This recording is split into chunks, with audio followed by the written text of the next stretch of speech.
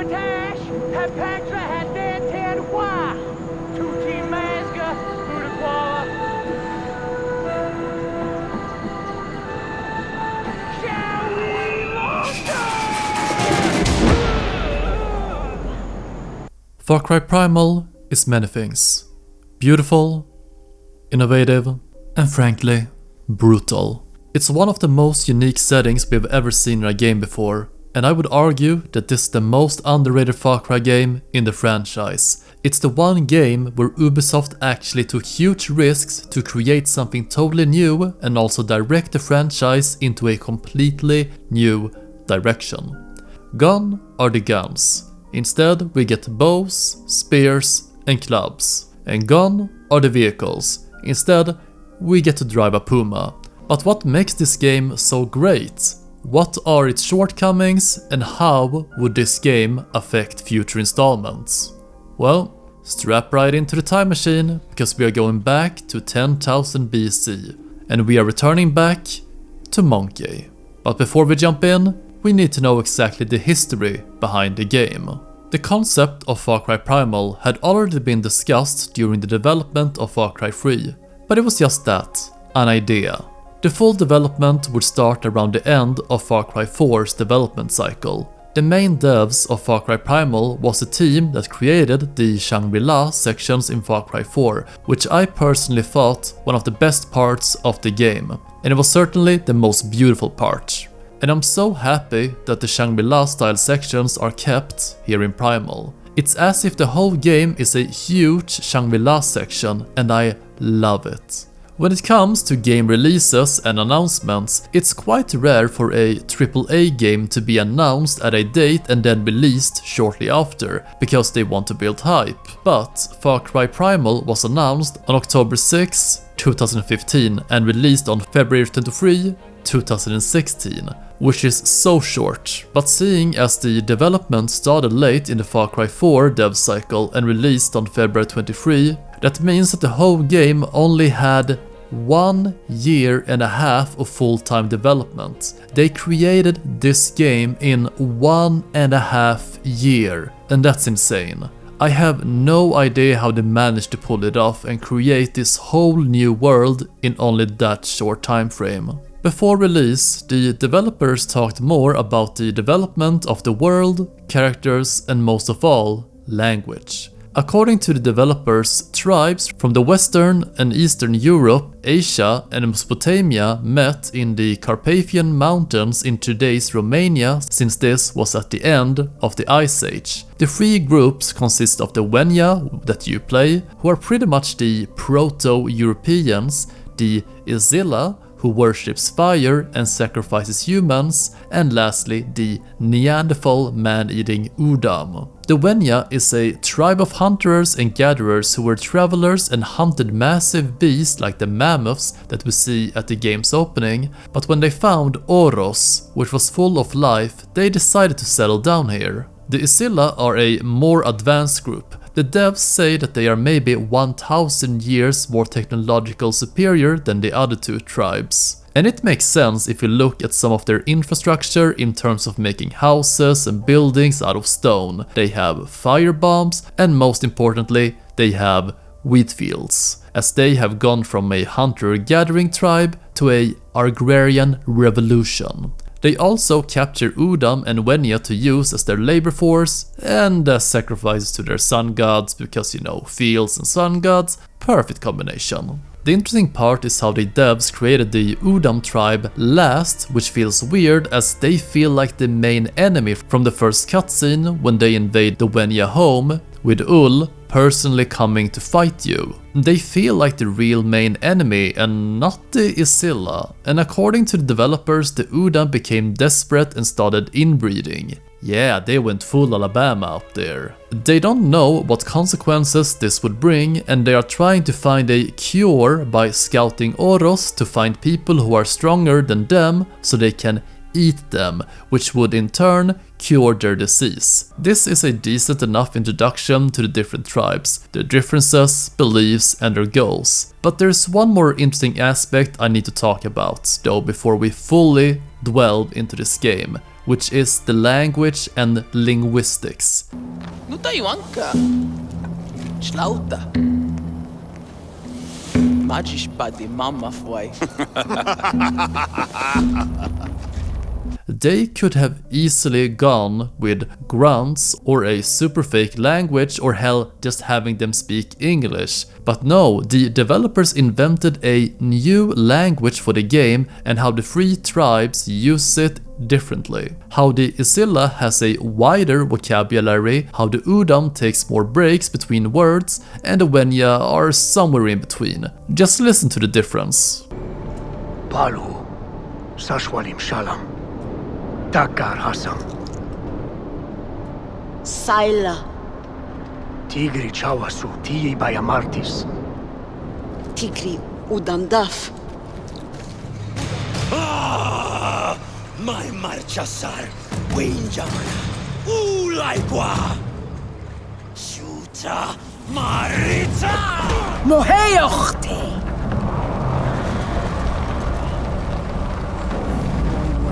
Beresi. Oi. Batare. The history of language, and more importantly linguistics, is interesting, as much of the language we use today and how older civilization used it are fairly similar. Just look at how the word brother has been used and how they came up with its own word in the game. Well, I think that's enough of the development information. And honestly, there was not that much information about it, excluding how they made the language and setting. So I think it's time that we explore the amazing world of Far Cry Primal and Oros.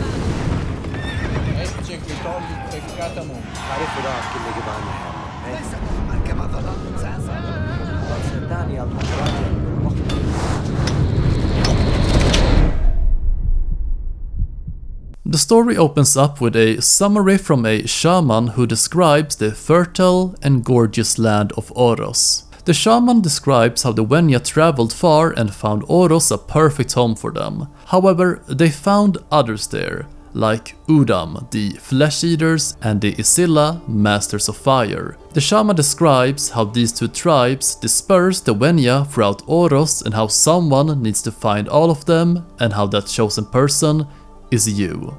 You are thrown into the role of Takar, who is out hunting mammoths with his tribe, where you need to sneak with your spear and bait this young mammoth into a trap to take it down. And I love how this scene is conveyed with gestures and signals, and you can already tell that the game is visually much more different than in Far Cry 4, where here everything is more bright. So you chase this baby mammoth with your tribe, where you throw spears and arrows to kill it, and it's pretty brutal for an opening. You manage to take it down, and Takar gives it its last rites. The Wenja also believes that every living creature has a soul or spirit inside of them, as the Wenja are quite close to nature itself, and especially beasts. But you are suddenly attacked by a saber-toothed tiger who casually takes out everyone at your party, one by one. You and your close friend desperately throw yourselves off the cliffs and cue the title screen.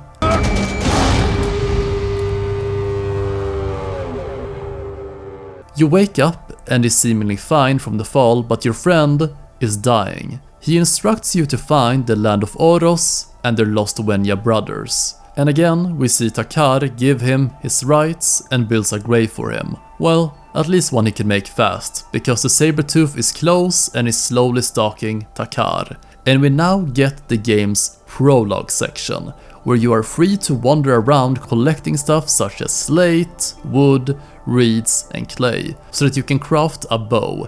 And yeah, the crafting system has had a complete overhaul in this game, as you can create a ton of new stuff compared to earlier installments, where you could only maybe create arrows or different syringes. And here you can craft pretty much everything you will use in the game, which is a massive upgrade that I love. It's essential to the setting because I don't really think buying stuff would work in a Stone Age setting, as there is no actual currency yet, as the first human monetary currency was around the year 3000 BC. And for some reason I think the game bugged out, as the main mission here is to build a bow. Still, in the crafting menu I need to progress the main story to build it and whatever. After finding and collecting everything that I need, I managed to craft the bow and you get a cool animation.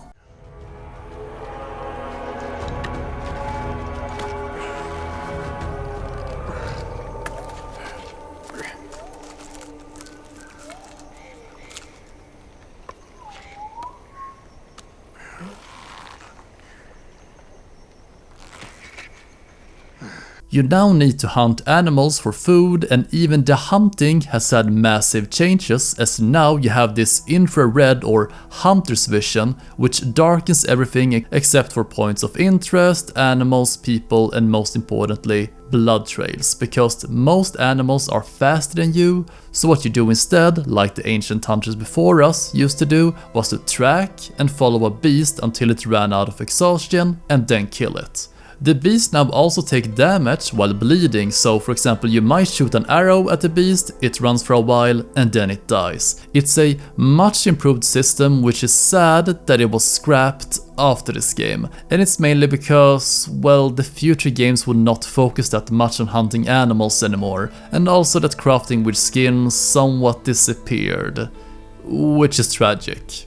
You now need to find a shelter and light a campfire as it starts to darken outside, and you are again stalked by the Sabertooth. So you find this cave, and again I love these animations. Takar finds a bloody arrowhead which is made from the Wenja, which he decides to follow as it will lead him to Oros and the Wenja.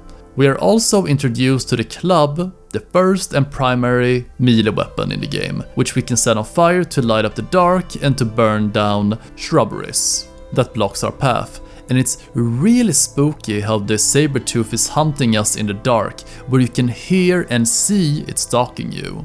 You can also use the torch to scare away animals like wolves and others who are afraid of fire. And after entering yet another cave, Takar finds the Lost Wenja, who has seemingly killed a few Udam. Tarak sees the Sabertooth stalking up on her from behind, but she is unaware, so Tarak saves her life by distracting the Sabertooth. And again, it's a fantastic scene in which we are desperately trying to survive this encounter. The game sets this up as an incredible future storyline where we will later get revenge due to it killing our friends, but also how these types of beasts are super aggressive and powerful, and how you are not yet strong enough to take them down. After following the other Wenja, she leads you to Oros, and yeah, I understand why everyone wants to live here, because it has such tremendous beauty, and it's easily one of the better reveals in the franchise. You find out that the woman's name is Izila, and Takar reprimands how she was in the cave to scalp Udam ears. You make it back to her camp where she needs help to fix the wound that she got from the Sabertooth scratching and biting her. She explains that all the Wenja are gone or scattered since the leader of the Udam, Ul, destroyed their previous Wenja home, and how he killed a lot of Wenja. She asks you to bring her some green leaves because everyone knows Far Cry games and green leaves means healing plants. So after killing a few nearby Udam in the most brutal ways possible, I don't know, something about using a blunt object to the skull just makes it so much worse than using a machete or knife to stab people in the back.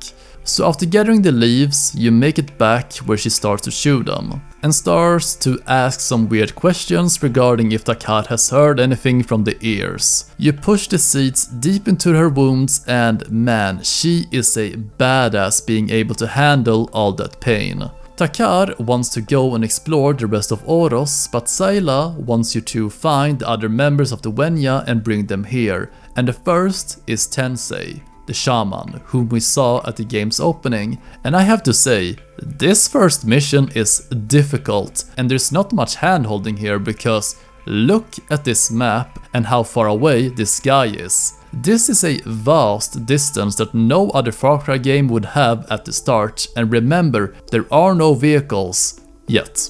So you have to run there by foot, and between you and Tensei are wolves, bears and Udam. There is a bonfire between you and the shaman, so I decided to go there first to claim it. So whenever you restart the game to continue your campaign, you gain this previously on Far Cry Primal, and they are neat as some of them give you more information but also a good reminder where you are in the story, what you have done and what you need to do next.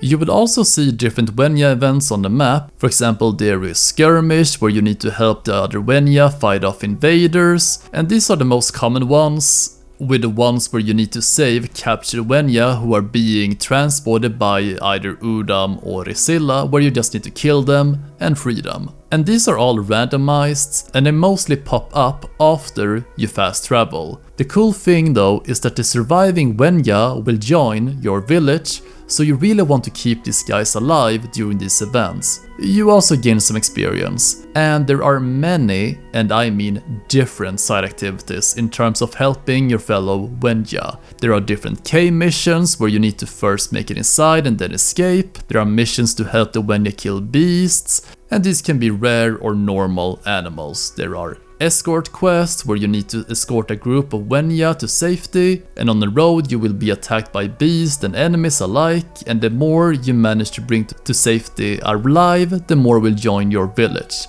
There are also saving Wenja captives, which are pretty much like the Guardian Angel missions from Far Cry Blood Dragon and 4, where you must kill the enemies in stealth or they will start to kill the hostages. Some are to capture outposts, defend yourself against attacks of incoming enemies, destroy enemy encampments, and these activities are spammed on the map. They are everywhere, so don't even try to complete them all. They are great at the start of the game for farming experience and skill points. Still, they drag on later on for too long in the game, and there's not much variation to these. It's just the classical Ubisoft syndrome of stuffing the map full of activities to bloat it, and unfortunately, it's worse here. So after finally making the long journey to the shaman, you find him in a cave and yeah, I want what he's having. No, wait, I regret this. But yeah, he's totally high, and yeah, we get the "You're the chosen one" speech and how it's you. We also get to know his name, which is Tensei, who has been praying for the bear, rhino and tiger spirits. And yeah, I wonder if blood poisoning was common during this time, as we are offered some vision use. Upavi takar. Upavi. Utishaios laudra quasha darga. Laudra quasha darga. Where we get a pretty cool sequence where all the animals are highlighted in gold and they are not running from us, where we meet with a great owl who is big as hell. And we are now able to fly as we follow the great owl, where we dive into waters, fly through forest, through storms, and yeah, these are pretty much the hallucination dream sequences from Far Cry 3, but it's more tasteful here compared to Far Cry 4. Unfortunately, there is not that much meaning in this one, as we make it to the end, where there are tons of predators around the owl. But we can now tame the owl and form a bond with it, where it will respond to your calls and be your eyes in the sky, and you can call upon it when whistling, which in turn lets you see through its eye and control it. This mechanic more or less replaces previous binocular or camera scouting, and it can only fly in a short radius from Takar.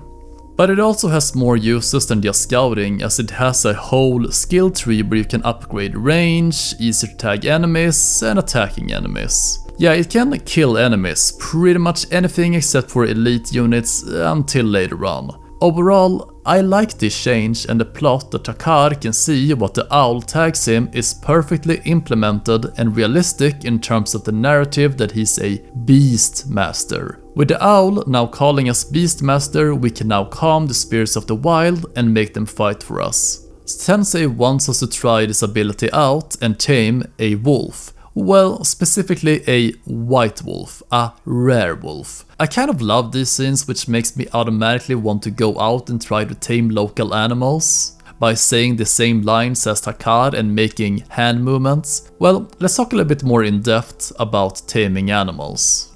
The wildlife mechanic in this game is crazy. There are a ton of predators and herbivores all over the place hunting each other, and it's probably one of the best wildlife simulations of a real wildlife behavior. But at the start of the game, where you are weak as hell, the animals have never been more aggressive. It's as if they all share the honey badger trait of attacking anything close to you, and at the start, where you barely have any health or good weapons, bears are going to attack you all the time, and it's not going to be easy because at the start, bears will kill you so damn easy. So use fire to distract them. And this is pretty cool, as you truly feel that you are weak and not in control, and everything around you is chaos and you are not the top of the food chain. But the stronger you get, the less likely beasts will attack you and they will start to run away. Some of the coolest moment is when you see, upon chance, two beasts fighting one another. But the more consistent is when you order your beast to kill another animal, for example the saber-toothed tiger taking down other beasts in these cool animations, which are so satisfying to watch, and it immerses you immediately. So one of Far Cry Primal's main focal points of its advertising was how you would be able to tame different animals, and boy did they undersell it, because you can tame pretty much anything that moves in the game. Just look at this list, it's insane. The beasts also have different attributes and unique abilities which you can adapt to your playstyle. I'll give you some examples. The dhole can skin carcasses and gather resources after a kill, and they can uncover and give you nearby resources when you stand idle. The wolf will growl to warn of nearby enemies or predators. It also reveals 350 feet of terrain around you on the map, and it also reveals more territory on your minimap. The jaguar attacks unsuspecting targets without alerting nearby enemies, and this is a great choice if you like to play stealth. The leopard tags nearby animals in a small radius. The cave lion does the same, just better I guess. The honey badger can revive itself from death once and everything is terrified of it. It's also immune to poison. The brown bear draws enemy attacks in battle, and just like the dhole, it will dig up nearby resources, so yeah, it's pretty much a tank. The cave bear is the same, just more powerful. The saber-toothed tiger is the fastest predator in Oros, and that's it. It's more powerful than most beasts, but yeah, it's fast. That's its unique ability. It's fast. Okay, so this means that you can pretty much tame any predator in the game, but you can't tame boars or elks or any herbivores in general. I guess it's because they would not be great in combat. And actually, that's an interesting thing, because why can't we tame herbivores? Because wolves were the first to be tamed by humans? It would have been cool to tame a mammoth or woolly rhino, but at least you can ride the mammoths, I guess, so it's something. There are some issues with the system though. Although I love the uniqueness all of them bring and how they are better suited for diverse situations, you won't find yourself swapping between beasts that much, and this becomes especially clear after you tame one of the legendary predators. I will talk more about them later, but they are pretty much just a better version of their more basic versions. Of course, if you want to play stealthy, you don't want to use a bear, which the enemies will see miles away, and it's better to use a panther or jaguar. And you won't be using a wolf in the late game, as its stats are just awful compared to other beasts. There's not enough incentive to swap between them later on in the game, even if the user interface to swap beast is perfect, quick and easy to use. And I think it's also a gameplay aspect that Far Cry 5 tried to fix in terms of its skill tree, where it forces you to use different loadouts to get more skill points. However, what I have noticed from every single Far Cry game I have played thus far is that I don't really like to change my personal favorite and optimal weapon loadout, and this feels like the same with the beasts. I don't want to swap to a leopard that I can't even ride. Some are just plainly better than others, as it becomes a stat check by the end, where there are 3 attributes: strength, speed, and stealth. And again, some are just better than others statistically. I think it would have been a better system if they maybe gave these beasts their own skill trees that we upgrade the more we train them and the more experience they get. So by the end, if we want, we can use the wolf, which is now super strong. Because we trained it. I don't know, it would have been cooler instead of just picking the best beast due to stats instead of playstyle. Oh well. The controls of the beast are fairly easy. You can tell them to go to a certain location, stay put, or take down an enemy. And I guess you don't really need more than that here. When beasts lose all of their health, they will go down and you can revive them with meat. You can also heal them when they lose health with meat. But if you don't manage to revive them, they will die, and you cannot resummon them until you revive them with a red plant. They also have a short cooldown on them before you can summon them again.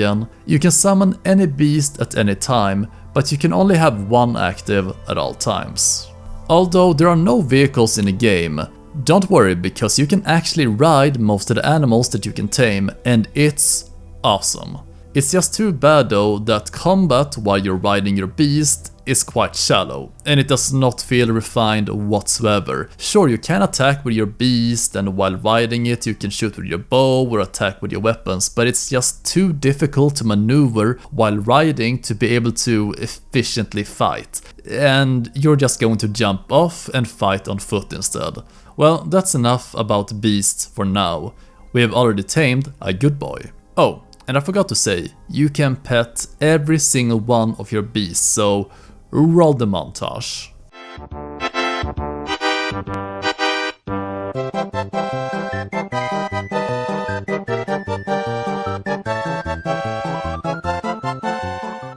The Far Cry franchise has always been praised for its visuals. Hell, the first Far Cry game probably had the best graphics of its time, and this is mostly due to the Dunya engine. I don't think there's any Far Cry game that looks bad, but Far Cry Primal brings this beauty to a new level, because the game is so damn gorgeous. It's so different compared to other Far Cry titles in terms of there not being any huge buildings, and you can truly feel that the fauna and the forest are overgrown and how there are no real roads in here. Even if the map says you're running on a path, it's not. It's also the fact that almost every part of the game is overgrown, and I think it's a perfect setting for a Far Cry game because you truly feel far from home, as the concept of Far Cry should be.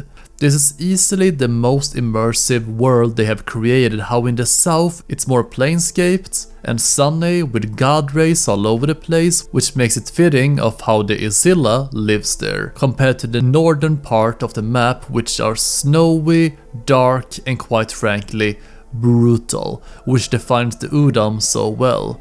What makes everything so different is how the game uses a combination between god rays and grain filters, which meshes together perfectly here. The game is at its most beautiful around your starting camp, which is brimming with life, fauna, wild beasts, and rivers. And in previous Far Cry games there has been day and night cycles, but there's never been anything that makes them different in terms of how enemies react and behave during these times. Well, the devs say that the enemies react different in terms of being able to see you, and they are not as aggressive when it's nighttime, but I digress. I have never felt any difference whatsoever. But in Far Cry Primal, they succeeded with flying colors to make an immersive experience, because during the night, the whole map and everything you knew changes. There are new plants on the map which cannot be seen or harvested during daytime. There are different wild beasts and hunting spots on the map. I think the closest to this I have seen in another game is Dying Light. how the zombies change their behavior during nighttime. There are new enemies and there is loot that is only available during the night. What I can tell you for sure is that the absolute coolest and most scary aspect of the game is seeing the glowing eyes of wolves and other predators during the nighttime. It's scary as hell, as they become super aggressive during the night, and I would even compare it to the first nighttime in Minecraft. During the nighttime, fire is your friend, and I absolutely love how fire illuminates your way in this game, and I don't think any other Far Cry game has come close to this atmosphere during nighttime. The sound design also immerses you, as you are all alone in the forest and you can hear all of the wildlife around you, the herbivores, the carnivores, and it's honestly chaos out there, but in a good way. How the enemies shout out orders, how the sound of your arrows and melee attacks sound, it's perfection. And yes, I know that the map is basically a reskinned Far Cry 4 map, but come on, no one can actually tell it's the same because it looks completely different this time around. The map is divided into 3 parts: the forest area where the Wenja resides, the southern plains where the Izila lives, and lastly the cold, harsh north where the Udam has their camps. And I like how the environment tells you more about the enemies, as the north is cold, dark, and unwelcoming. There are tons of effigies of mammoth skulls, there are sharp spears sticking out of the ground everywhere, and it's an environment that only truly tough can live in. The only thing I wonder is why the Udam never moved south to a more warmer climate. Well, I do suppose the Northern Wastes acts like a geographical defense against enemies, because I can't imagine the Izila attacking them. The Izila, who has their fields of grain, they have built bridges, temples out of stone, and their civilization is just way beyond the Wenja and Udam. I just love environmental storytelling. Alright, let's go back to the main story. Back at the village, the game introduces another mechanic, which is to build your village. It's nowhere close to, let's say, Fallout 4's build mode where you can manually place buildings, so instead you build houses for the different Wenja companions, you bring back to the camp, which can be upgraded a few times, which lets you learn more skills, and you also gain new quests from them. And you also gain a ton of experience, so I highly recommend you do all of these. They cost a ton of resources to build though, and many of them requires rare material which can be hard to come by early on in the game, and it requires you to have a certain amount of population to build. And every time you build or upgrade a building, you get a cutscene, which is cute. But after about 10 of them, you kinda get tired of them since they are samey as hell. They are also required to continue with the main story. The more you upgrade your cave, well, Takar's cave, the village will start to grow to upgrade certain homes. But just compare how the village started out and how it gets bigger and how it looks by the end. I truly love small changes like these, which just immerses you. So after building both a hut for Sayla and Tensei, Sayla tells Takar how more Wenja has started to come to the village to see the Beastmaster, and how she used to hide in caves and she can now walk free with her people out in the sun. She's still a bit crazy though. Marwa Udam Waidam. Si Shao Sinacha. Si Warja. The scene is cut short as Wenja scouts have notified that there is an upcoming Udam attack the next day, where you meet with the Udam leader, Ul. And again, I love these cutscenes.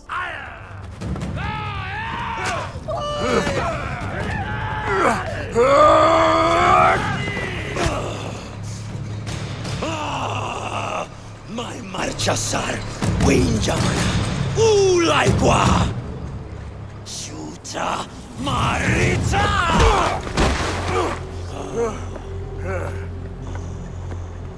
Usai salwa guan! Palhuda! Palhu Hasmas. Nu, Takar Massi Hayauda.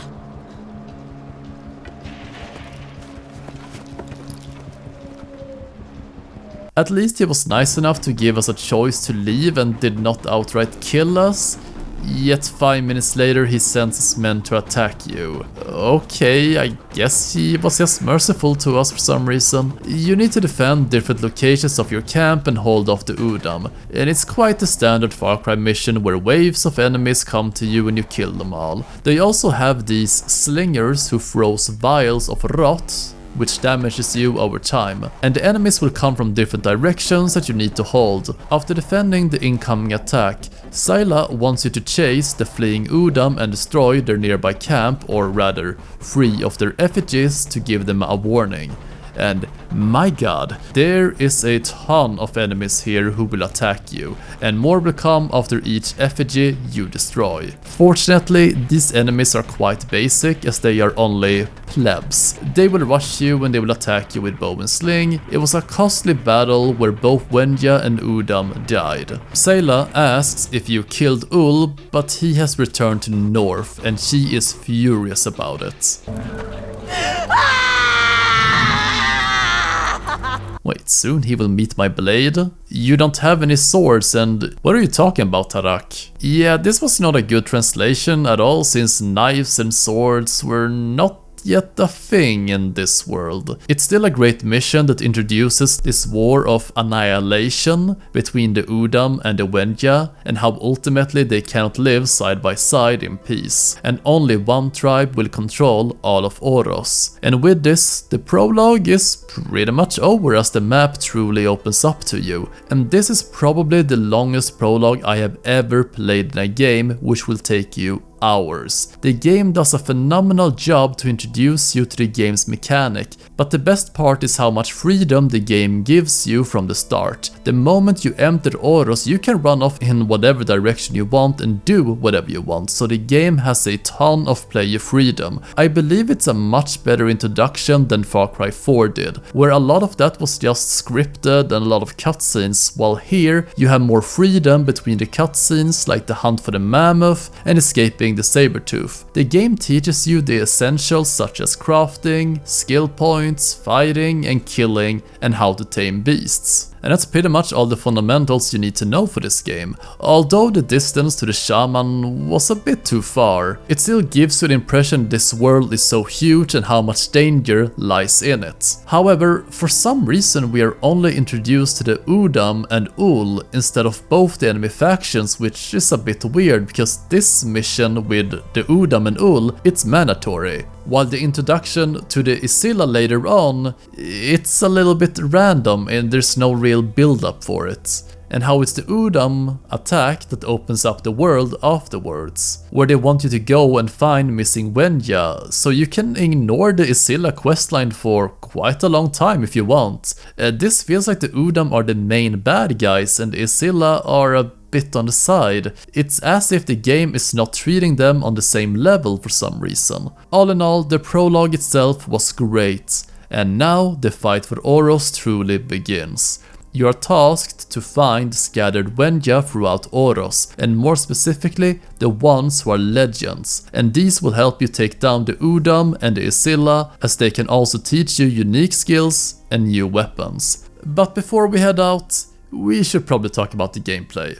The biggest strength of Far Cry Primal is its setting, but it's also its biggest weakness, as the variety of weapons is significantly lower than in previous installments, and one main issue is that, well, the gameplay does honestly not change that much compared to the first enemy you kill to the 1000th enemy you kill. Only the numbers and damage really changes here. At least in previous Far Cry games, you started off with shitty guns, which had their own feel, bad aim, bad handling and awful damage, but you later upgraded them to better guns that felt completely different and changed your whole playstyle. But when you upgrade your weapons here in Far Cry Primal, they are still pretty much the same with only small differences. By placing the game in the Stone Age, you are limited to clubs, spears and bows, as there are no real axes or swords invented yet, which limits the variety in combat. The gameplay has also changed to a more melee-focused combat, where you have a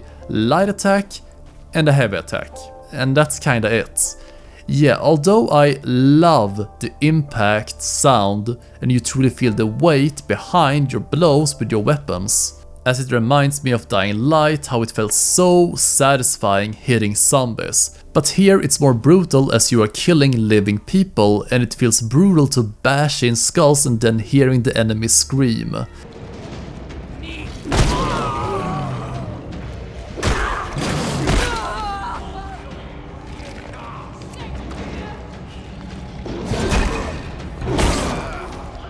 But since you are still limited here to just a light and heavy attack, it needed a more complex combat system to truly shine and be its own thing, because now it kinda follows the basic Ubisoft formula. There is a decent amount of weapons for you to use. The primary ones are the bow, the spear and the club. The different weapons also have different levels, which you can now craft and upgrade if you have the required materials. The two-handed club deals a ton of damage and can damage more than just one enemy. However, the issue is the wind-up time of the swing, which is really long. So for example, if you do one hit with a double-hander, you would be able to sneak in 2 or 3 attacks with a one-hander, which makes it fairly useless compared to the one-hander, and I always tend to stick with a one-handed weapon here, especially since you can kill most enemies with one blow to the head with just your one-handed club. There are 3 different bows this time around. The first, basic bow, which you created at the start of the game, which is, well, it's just a basic bow. The long bow and the double arrow bow are powerful as hell, and you can also light your arrows on fire against harder enemies and animals. Although these bows are fairly OP, they are nowhere near the bow from 3 and 4. The spear is an interesting addition to the game, which you can use either to poke or throw it. And the throwing power of these spears are insane. The fully upgraded spear deals the most damage in the game. If you throw it, it can kill most enemies in one hit or severely damage the elite units. And the coolest part is when you throw one of these into an enemy, and if they stand close to a building, they are thrown back and stuck into the wall, dead. That's some really cool body physics. Just don't use the spear for stabbing, it's pretty useless. Throw it instead. Oh, and I forgot to mention, you can also throw your clubs. But there is no real reason for doing this, as they deal next to no damage. They're just here to throw to interrupt or stagger your enemies for a short moment. This is also the first game, excluding Far Cry 1, where there are no attachments to your weapons, so no epic sights, increased magazines or silencers. No. Everything here is crafted by you. You can, however, upgrade the amount of arrows, spears, clubs that you can carry with you. One big change in a weapon system is that all these weapons are upgradable. For example, you can upgrade your one-handed club 4 times, your two-handed club 2 times, and your spear 5 times to stronger editions where they will deal more damage, they will break less often, and you hit faster with them. Yeah, it's a bit of a letdown.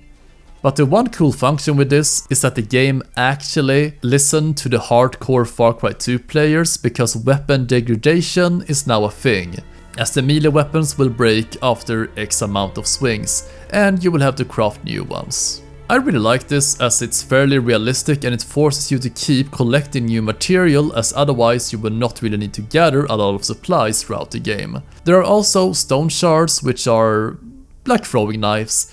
There is a new mechanic though, which is the Berserk mechanic, where you can either throw Berserk shards or drop Berserker bombs, which will make the enemies attack each other. And these are some of the most powerful instruments you can use, as its duration is super long and it creates chaos in the camp. There are also B-bombs and fire bombs. Regardless, it's still gonna come down to melee combat, but the issue is how basic the game is, as much of the gameplay revolves around it.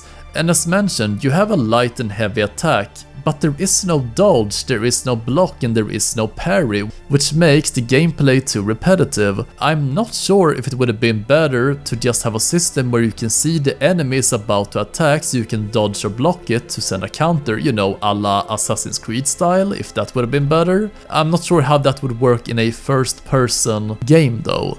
because now the game has devolved into spamming your attack while aiming for the head, and just forget about aiming in their body, it deals next to no damage whatsoever. And the weird thing is how we, the player, can't dodge, but the enemies will actively dodge your attack if you are not close enough, so again, why? Or implemented attacks from behind deals more damage, you can dodge and then reach around them. There just needed to be something more, some new addition to add to the melee gameplay. This is also the game where fire is one of the most important things you have, and so you can set every, and I mean every weapon you have on fire, be it your arrow, spear or two-handed club. The fire is essential during the nighttime so you can stave off predators and see the path in front of you. You can also set enemies and animals on fire, though setting animals on fire is mostly used to get some distance from them as they will run away for a short time. You can also burn anything on the ground like in previous games, be it foliage, bushes or grass. The fire spread is still beautiful here. There is a decent amount of enemy variety which still mirrors most Far Cry games, where you have the standard grunt who will run at you, archers, slingers and spear throwers, and bomb throwers. And then there are the big boys, where the Udam elites looks really cool with their helmets. They are hard to take down, but they don't really have any abilities. The Izila big boy elites can throw fire bombs though, but overall they're just more annoying.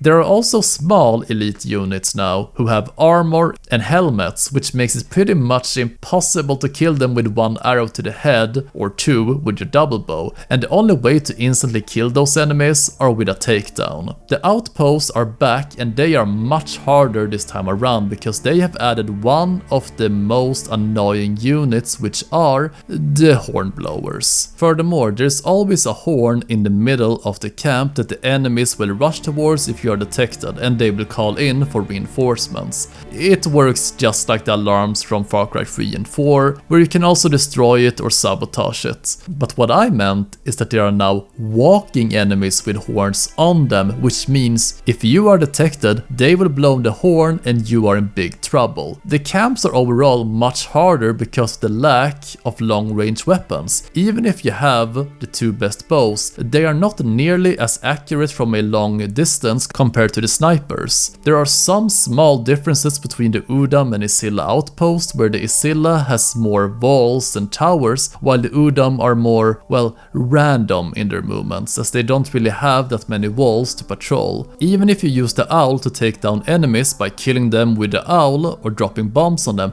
the enemies will somehow know pretty much your position, which makes attacking with the owl super risky. So if you want to take down camps without alerting anyone, you need to get up close and personal, and this makes it even more difficult if you're not using a stealthy beast, or you just dismiss it because it risks getting alerted by the guards. And by going in melee, it means that the risk of being noticed is greater than ever, and it becomes super difficult towards the harder outposts as there are just so many enemies, and many of them are in turrets, which means you need to climb up and kill them or throw a spear at them, because you can't kill certain armored enemies with one shot from your long bow or double arrow bow. So I can safely say that Primal outposts are some of the hardest I have played thus far.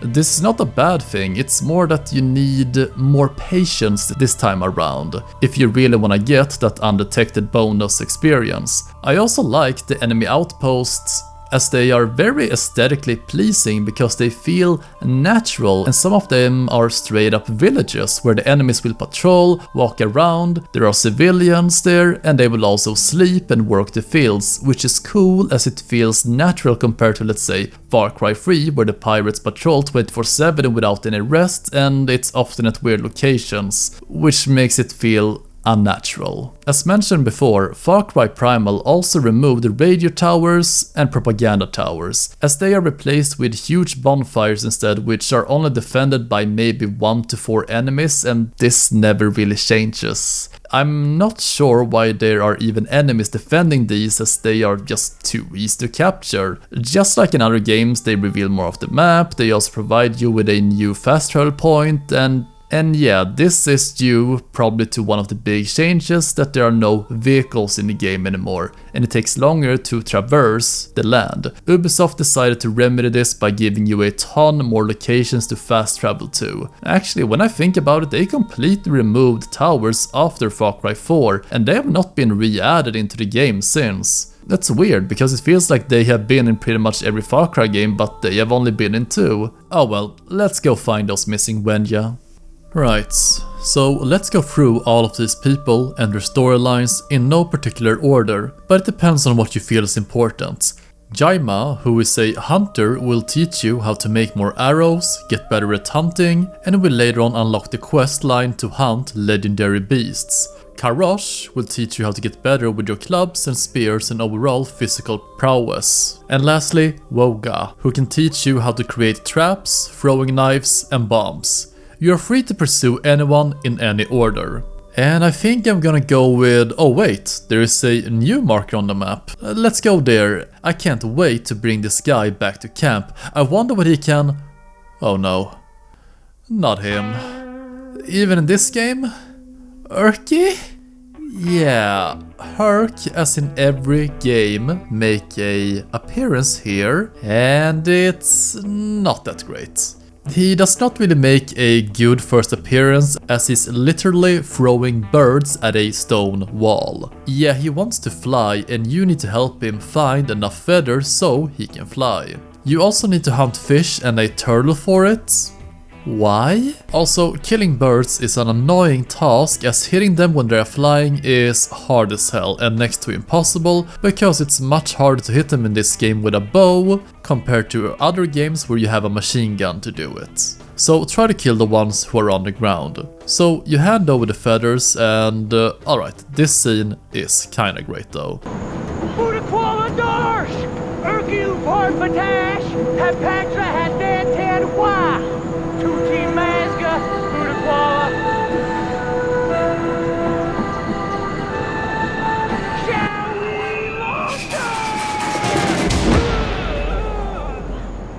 Alright, so Urki is dead. Thank God. Well, not really. He has more tasks for you, and Jesus Christ, Urki. Well, he seems proficient in killing Udam at least, and he's immune to spears. Is Urki immortal? And the Herc we see in the game is this guy? Anyway, he has a new idea. He wants to make himself immune to damage by creating an armor out of rocks. Yeah, rocks. So we need to go out and collect special Urki rocks from a nearby Izila camp, where we rain down fire on all of them. I don't really understand how they spot me since I only use the bird here. You bring the rocks back to Urki and he gets to work. Don't mind if I do. And finally, Urki is finally dead.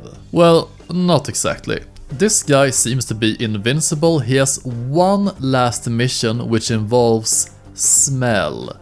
Yeah, smell. Well, I will give the game this. At least they let us inflict as much pain and damage as possible upon Urki, and it seems that they are self-aware that the character is annoying. So, in the last mission, you get to attack him with your beasts.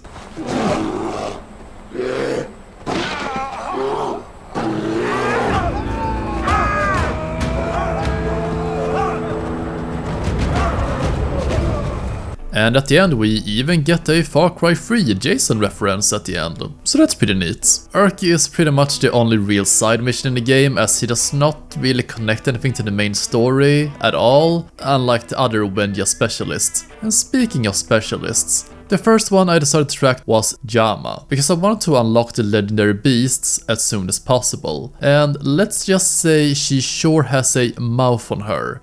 And I do love all of the nicknames they will give Takar. So you basically have to show your worth by tracking down a bear, which is done easily enough. As you skin it, you meet them again, and yeah, they still trash talk. But I guess this was irony since she still joins the tribe, and yeah, that was the mission. Okay. She has a few more missions for you overall, where she talks more about herself and how soft Takar is, and some more information about herself. You do get an interesting quest where you have to take down a mammoth, though you need to first bait it to the killing grounds, and yeah, you better be able to ride an animal here because the mammoths are fast as hell. So it's just take it down with traps and a ton of arrows, and this is just way too easy. And we get no cutscene? Okay. Yeah, I have some issues with these quests because a lot of these quests just seems random, especially since the quest is given from one of the main characters in the game, and I don't know if it's a side quest or a main quest, which just like in Far Cry 4 is so difficult to tell, and I'm not a fan of this type of quest mechanic, where I have to guess what is a main quest and what's a side quest. The only quest that really matters and which is interesting is about the legendary beasts that are roaming throughout Oros. Jayma tells Tarak about her scars and how Takar is well not scarred and therefore a bit soft. So she asks you to take down the roaming beast to become the master hunter and to overall get stronger.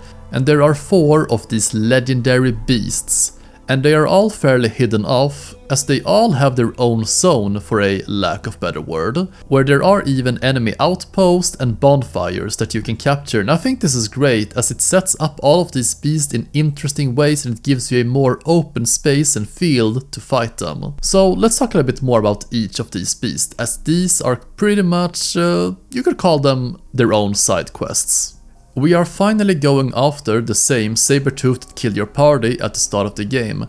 I'm a little bewildered as to why this is an optional quest instead of a main quest because of how the saber-tooth was the real first enemy you ever met, and that Takar must host a lot of hate for it since it killed his close friends and maybe family members, we don't really know. It would have also been a good main quest to introduce the player to hunting legendary beasts, and here it's just optional. An awful choice if anything. The hunt itself though is great, as you need to traverse some really daunting mountains and passages and climbing to get there, swim through narrow passages, and after finally climbing up the vine, you stumble upon a lone Wenja hunter with the saber-tooth nearby. And it even has a name now, Fang.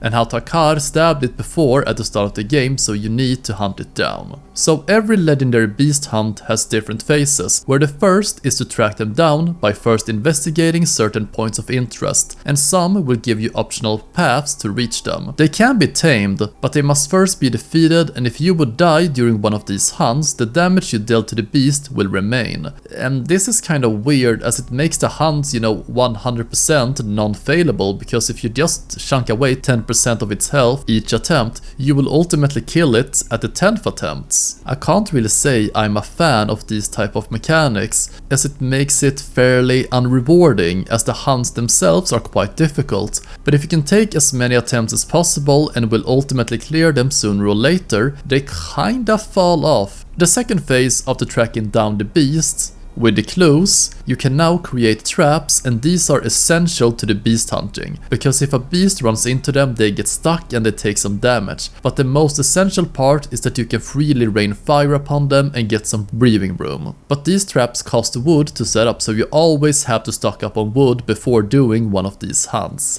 This hunt can only be made during the night, which makes sense since many predators, especially cats, only hunt during night. You also have a few companions who will help you with the hunt. They are basically cannon fodder to distract the beast, and yeah, it's basically a cat and mouse game where you need to hunt the beast and take it down to a certain amount of health where it will start to flee, and you need to chase it to its den. And this is where the real hard part begins, as the den will be more cramped and harder to maneuver in. You have no help here except for your beasts, which dies in like a few hits. Fortunately, you can still set up traps inside the cave, but if you have run out of wood, you are kinda screwed. Fortunately, the beast does not regenerate its health that you reduced earlier. Also, fire is your best friend here. After reducing the beast to 0 health, you can now tame it. And it's like every previous situation where you tame animals, except that you don't need to give it food. So overall, I love the hunt, the setup of first spotting it and giving it more backstory and a name, and then tracking it down, how it has its own little zone with outposts and bonfires, setting up the traps, and then really going out to hunt it. It felt like a proper hunt, and I wish the game had many more of these and not just the legendary beasts. But This specific animal and its resolution I have massive issues with, because the saber-toothed tiger, which killed one of your close friends or family members who stalked you throughout the start of the game, does not have enough build-up, and it's just like any other beast. There's not even a cinematic of us taming it. Like, what were they thinking here? Just look at this.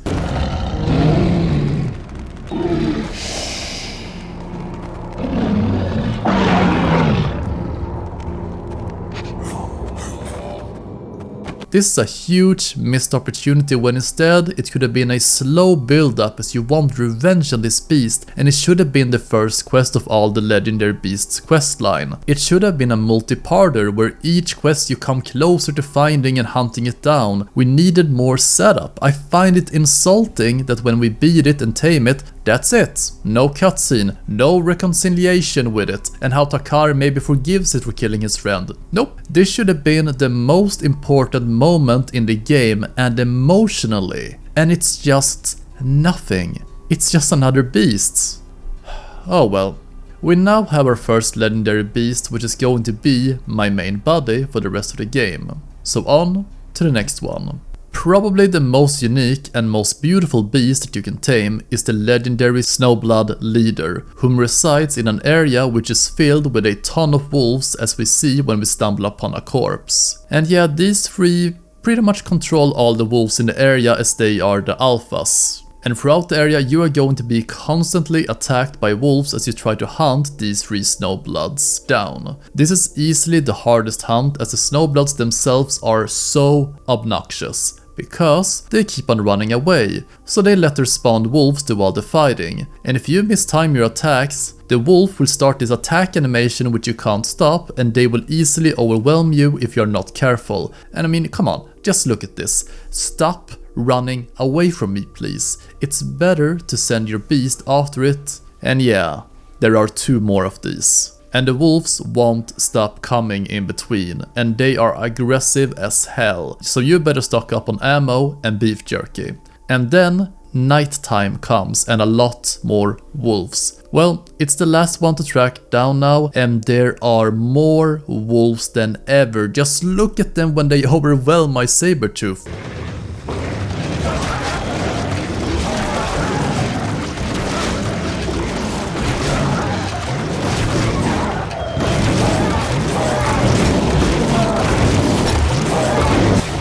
Jesus Christ, one of the developers must have typed in 100 instead of a 10 or something when it came to the amount of these wolves. Sadly, just like with other ones, there's no cutscene here after taming it. Shame.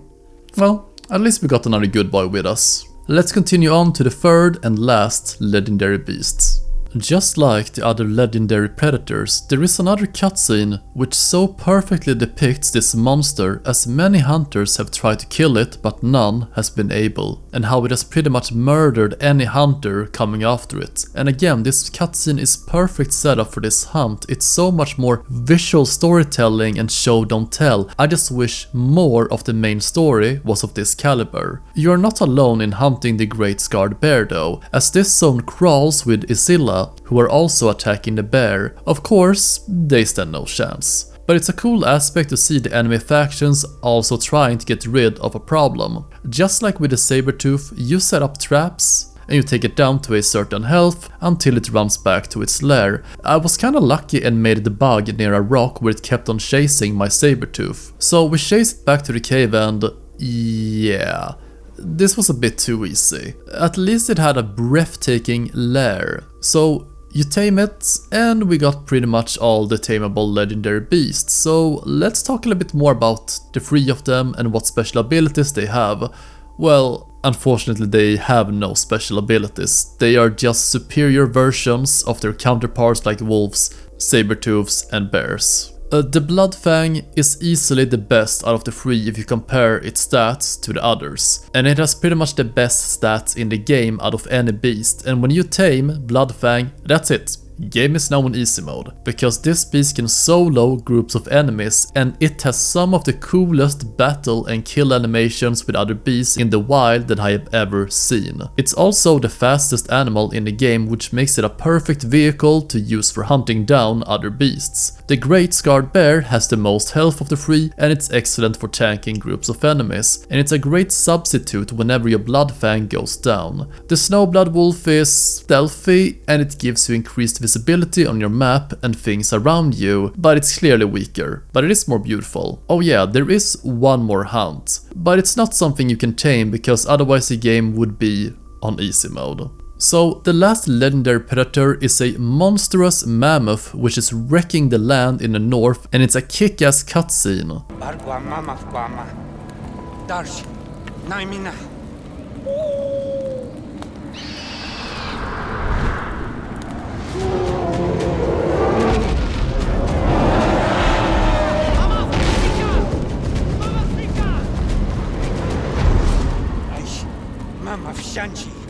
Urusim, Sishayu, Nasadaham.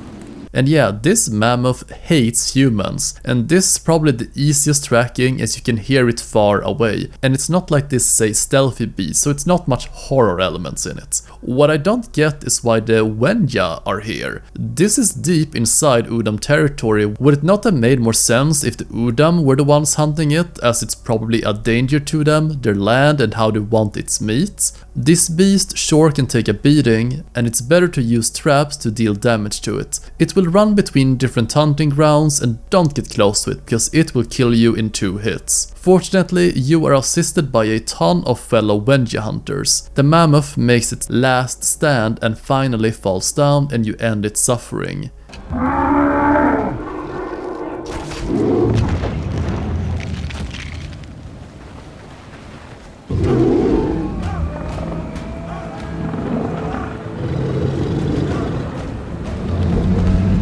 Yeah, the ending is really damn underwhelming, as you can't tame it, it just dies, and you really get nothing for it, you get a lot of meat. Why was this even included in the game? Why not make a funny one like a demon honey badger or something we can actually tame? It's a cool concept, but it's a meh execution. So overall, these legendary beast hunts were a great addition to the game. Some of them are difficult and others are too easy. There is a really weird structure to the quest in terms of cutscenes, because the hunt for Bloodfang gives us an intro cinematic how it kills one of our fellow Wenja, but the devs did not feel the necessity to add a taming cutscene to each beast. Why? Why not have Takar taming it, and then we can truly see what a great beast master he is. Also, it's such a letdown why there was no real build-up or satisfying ending to the Bloodfang story, as he was the first enemy and nemesis that we found in the game. I'm happy that they added these missions, as they are optional, but they are long and not just some random side quests. I also would have liked if there were more different methods to take down each beast, instead of just use traps on every single one, which kinda sucks. Maybe track it, investigate and find a weakness, and let it be a long hunt where we slowly but surely corner it. Still, great effort Ubisoft. Silver star. Well, that's the hunting aspect done, so let's continue looking for our fellow Wenja. And the next one is Karoosh, who is more or less a berserk who enjoys nothing more in life than killing Udam.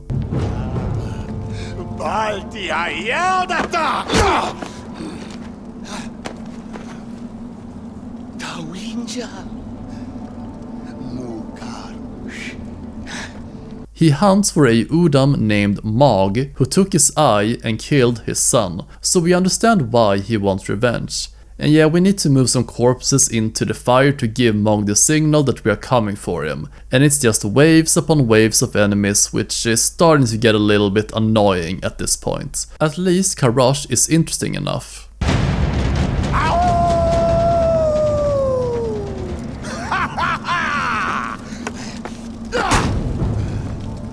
So yeah, he will come back to the camp and teach the Wenja how to fight. The last mission with him is to track him down far to the north in a cave, as he went after Mog on his own. So you kill all the nearby Udam and find Karoosh and...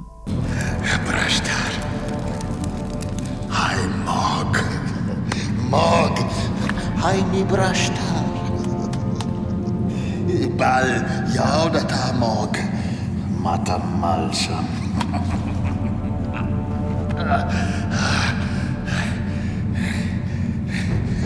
Mog supima washta. Shwada.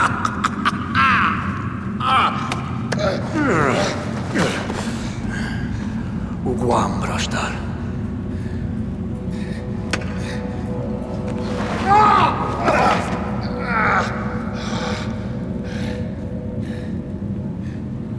Haikuspa.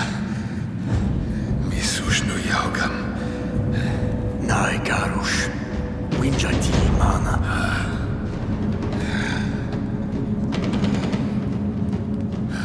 And yeah, this is a bit of a subversion, as most games would have you kill the enemy boss or bad guy, but no, he's already dead, and when you come in, and man, they are both covered in blood.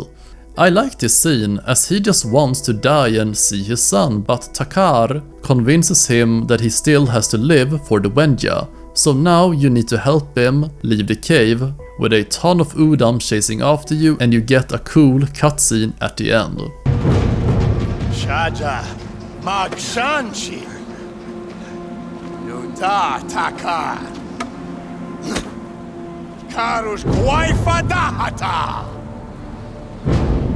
Mas brashtar. Shrash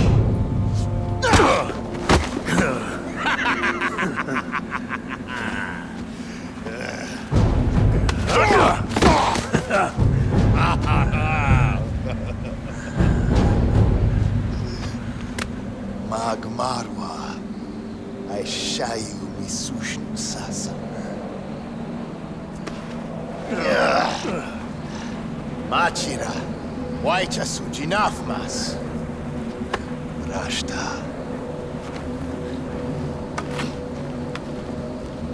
Overall, the missions with Karoosh they're fine, they're nothing outstanding, but he felt quite realistic as this brooder fighter who never know when to step back, and he actually had a realistic revenge vendetta. The last Lost Wenja is Wogah, I can't really pronounce his name, I don't know how, who is completely out of his mind. But now that I think about it, why is every single character out of their minds in this game? Seriously, I mean everyone. Was this how Stone Age people acted?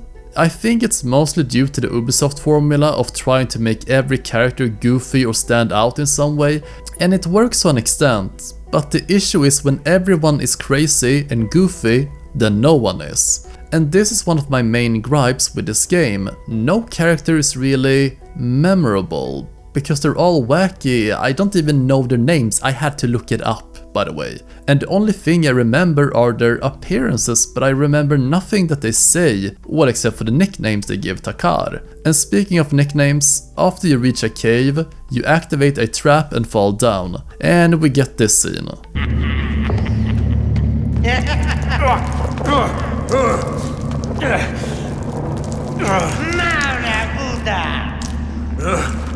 Wenja! Nai! Mustupi na Wenja! Dijam Shanti, Maikatsu Tagata, Udam Warwai. Smarka, Smaika.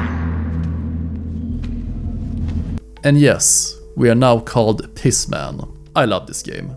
So, we are trapped in this cave with dead Udams and a ton of predators who are lurking around, but we managed to find a grapple hook which functions exactly the same as in Far Cry 4, and it's a good addition as this terrain is super mountainous, much more than in 4th. You make it out the cave and pretty much ambush the pisser, who says out loud how the Udam ate his arm. Ouch. He gives you the quest to find Blood of Oros, which is a cool quest, as you need to track them by looking in particular patterns and using the sun to see the reflection. And it's called Blood of Oros because, well, that's the weapon he used and it's stronger than stone.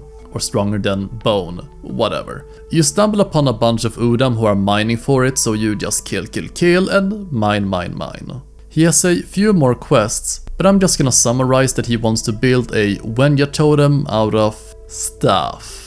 And with this, he joins the tribe and you can now craft throwing shards. And with this, we have all the Lost Wenja back in our camps and we can start to go after the Udam and Izila for real. Personally, I tend to always go after the Udam first because they feel more plot relevant, while the Izila is a bit on the side I will do it later category. But before we go back to the camp, I should probably talk about the new crafting and skill system which Far Cry Primal has. The new crafting system is the best in the series has ever had. It's so easy to craft new weapons, arrows or food. For example, when you hold Q to get your weapon wheel up, you just need to right click on it to craft more of it. And when it comes to the food items, you just need to press tab and choose which ones you want. Most of them require meat, which is one of the most important items in the game, as you need it for bait, to heal your pet and to heal yourself. You can assign any of these different foods to one button, which is so much better than what Far Cry 3 and 4 did, as you had to assign these items to different keys and it was overall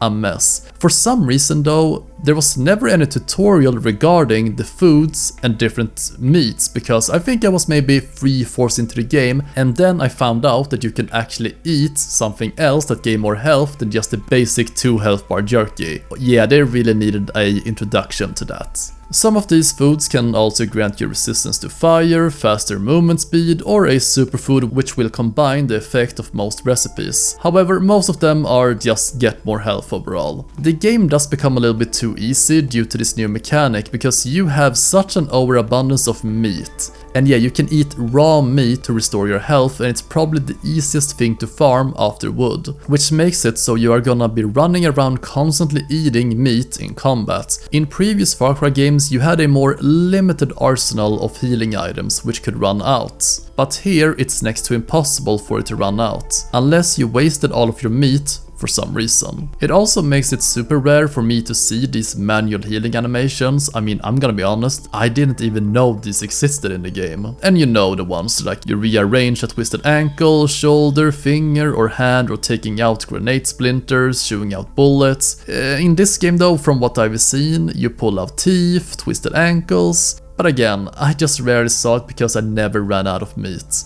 The inventory system has also undergone a massive overhaul, no more limited to only a small amount of items like in Far Cry 3 and 4. No going into your inventory to sell all of your junk and maybe some animal skins. In Primal you can basically pick up anything you want and see, and as the game requires you to constantly craft new weapons, huts and materials, you are always going to be looting, and it never feels like a chore because there is so much stuff to loot on your way to your mission locations compared to previous titles where you could just take a car or a helicopter to your quest location without running through the land to gather more materials. The skill system is probably my second favorite in the series after Far Cry 3, which no game will beat due to its link to the story and narrative.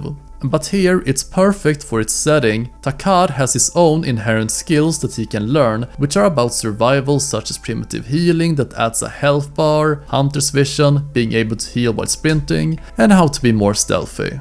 Sayla is an expert in gathering, which lets you farm more resources and to reveal resources on the map and radar, and these are essential in the early stages of the game. Tensei is the master of, well, Beastmaster, where you learn how to tame animals, and these come in different tiers where it's canines, wildcats and lastly apex predators. Otherwise the rest of the skill tree lets you upgrade your owl to attack, lower cooldown on it and dropping different weapons. Jayma knows hunting skills, where it makes it easier to shoot with your bow, easier to hunt animals, how they will less likely flee from you, and how you deal more damage and take less from them. And the most important skill, which is being able to jump forward to the industrial age and create 8 arrows at a time. Karoosh teaches you more advanced takedowns like the classic death from above, chain takedown and heavy takedowns. You can also learn how to ride mammoths and beasts from him, though I find it weird why we learned this from him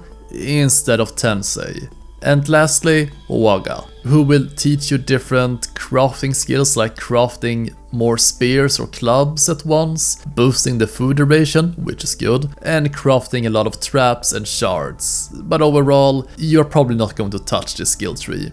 Again, I think this system is one of the best as it shows that Takar is not this Superman and genius who knows everything and how he needs to learn from others. It also plays into how this is the reason why the Wenja are so strong. It's not due to the Beastmaster or how they are stronger, it's because they are able to adapt, learn and become strong from others. They are willing to learn from others, even people they hate. He recruits enemy generals so they can teach the Wenja their ways. How to make rot fumes, fire bombs and how to grow wheat. And this is compared to the Udam and Izila who refuse to learn from others as they are too stubborn. I love this system. Well, with all of that gone, let's jump into the main story where we are going after the Udam.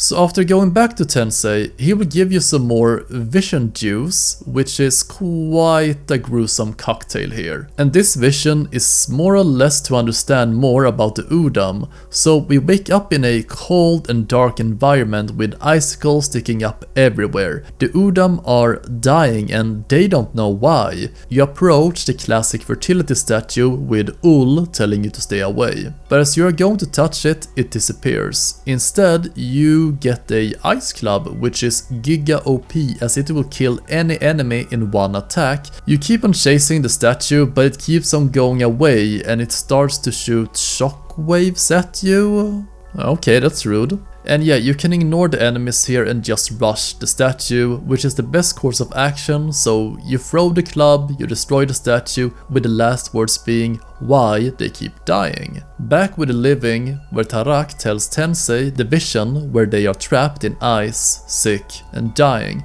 But we still don't know what the statue means. Again, the only thing I can understand is that this is about fertility, as it's the same as a real life statue of fertility. The issue is this vision and what we see have nothing to really do with the Udam in a way. We don't use any of this information later on in the story against the Udam. Sure, the vision explains more about the Udam and how they are dying out, but it's just there for exposition. Even the ice club we get is never used again, which is super weird because if you compare this vision to the one with the Izila later on, it's night and day because there is so much more visual spectacle there and there is a lot more meaning and symbolism and it explains so much more about their beliefs, the culture, and you actually use the mask to take down the Izila. I'm just bewildered as to why the Udam vision means jack, especially since they are the main baddies in this game and not the Izila. Hell, maybe we find out that they are dying from this disease and how maybe the Udam are searching for this fertile woman statue and you go and capture it or destroy it, which throws them into a panic or a last battle between both tribes, you know. So this vision is a cool sequence, but it just lacked meaning.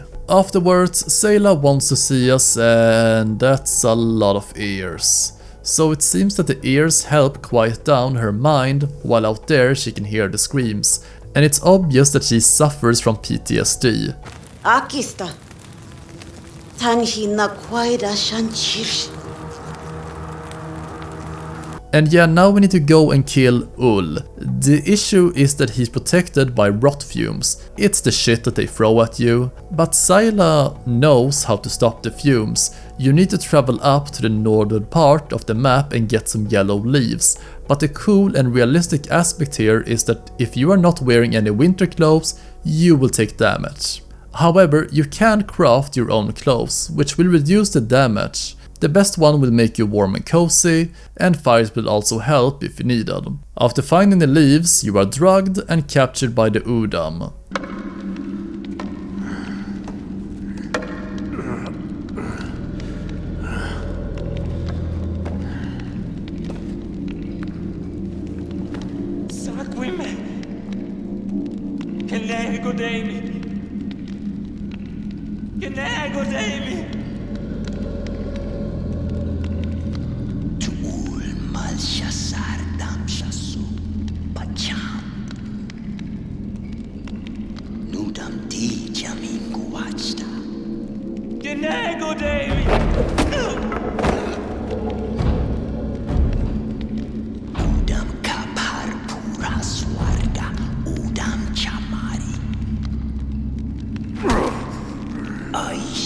ul udami pan. Malcha sal grauhas udam valdaha.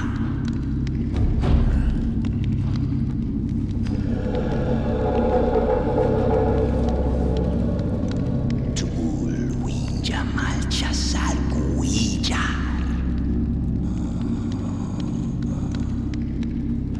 And it's the classic, you have lost all of your gear and now you must escape. A staple in the franchise. A classic. Something that needs to be in every game because, of course it has to. You find a grappling hook and a rope in the cell because of course it's there for some reason. At least in this game you get all your stuff back after escaping the cell. And it's not a dragged out mission, so props for that at least. You need to go out in the snowstorm, which makes you take damage, and you need to keep yourself warm. There are some caves that are spread out with fire, but I think you can only take damage if you have no winter clothes, because I did not take any damage. Anyway, you need to escape through the caves, which are crawling with enemies. There is also Snoo here. So you can either kill everyone with a club or spear, or just sneak by. But you know me, kill everything that moves because my stealth is meh. So you have the leaves and you get back to the village where Izila is waiting for you. And she is now ready to make the cure for the rot fumes, and with this you can go after Ul and bring the Udam to their knees. Or rather, wiping them off Oros. So with the yellow leaves you can now create a serum to become temporarily immune to the rot fumes, which means you can enter the Udam stronghold. How they are able to use this rot like this, I don't know. But we are finally inside and it's a great aesthetic here as it's cold, brutal, and it's a great division into how everything is dying here. You fight your way through a ton of enemies and finally reach Ul, where the final confrontation starts. And this is probably the worst aspect of the game, because the bosses in this game have health bars. Why? Seriously, I despise this mechanic in shooters because they are basically bullet sponges. But here they are arrow and spear sponges because they will take barely any damage from it, which sucks. And they also spawn an infinite amount of enemies to attack you. There are a ton of spears, arrows and materials scattered throughout the cave, but even your legendary beast will get pretty much two-shotted by Ul, like, come on. The game wants you to shoot down the icicles from the roof of the cave and it will stun and deal heavy amounts of damage to Ul, and it also opens him up for a takedown from behind, which deals a lot of damage. Regardless, this fight is too long because he has too much damn health and you don't wanna mistime the icicles as there are only a limited amount of them. After finally taking him down, we get the last cutscene and it's a great one.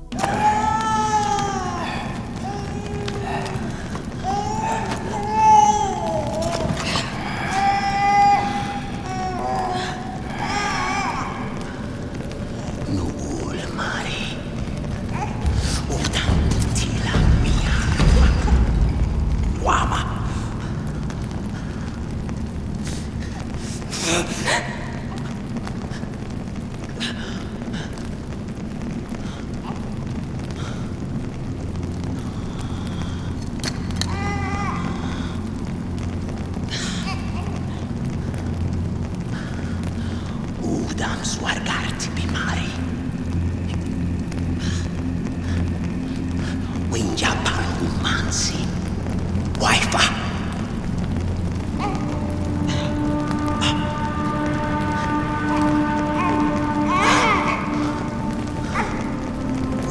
Slaka.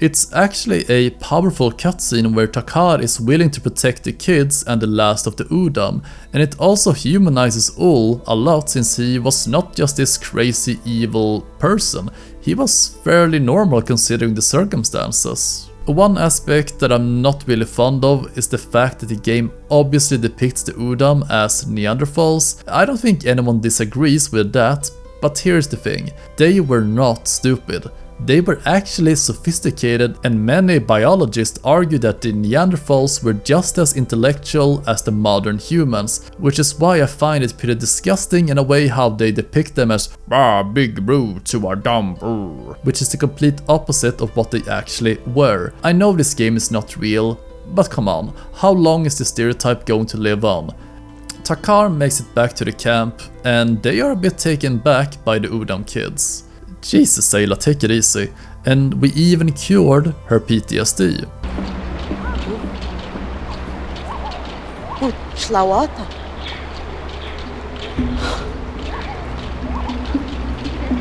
Tanhito shish.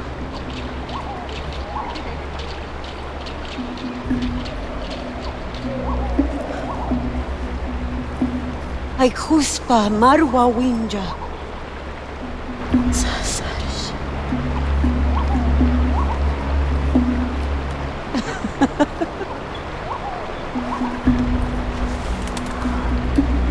I think this scene is so damn great because it's actually quite close to reality. Because in reality, there was a huge debate regarding what happened to the Neanderthals as they are all gone and they went extinct after the introduction of the modern humans. The theories were that 1, they went too far and they all died, how the modern humans killed all of them and made them extinct, or 2, they were driven to starvation as the modern humans were more proficient in hunting and gathering food and they became extinct due to that. But there's also the third theory. There were romantic relationships between the two species and one later died out. And the first two theories were the most common ones for a very long time, until scientists managed to identify a person's DNA and their heritage. You have probably seen them by now, how people freak out over the X amount of white they are, but those tests could also see if you had Neanderthal DNA, and yes, a lot of Europeans actually had it. So it seems that the third theory was correct one, which is what we kinda see here after beating the Udam with Tarak, taking in the last two Udam members who are just kids. Now this cutscene could easily have been the end of the game, and it truly feels like the real end, but it's not, because we still have the Izila to go through. So unlike the Udam, the Izila does not really have a main story or dramatic introduction, as the first introduction you have with the Izila is when you hear someone screaming in pain inside a tent, and yeah, someone burned this guy crispy, and it was no accident. The second enemy tribe is the Izila, and they did this. They also call themselves the Sunwalkers, and this person ran away while the others were taken. Tensei say that they use the Wenja as slave tools, and he gives a mercy kill to the burned hunter. He tasks you to go to the Izila to save the other captive Wenja. So you track them down and you're introduced to the Izila, who makes a great and interesting introduction.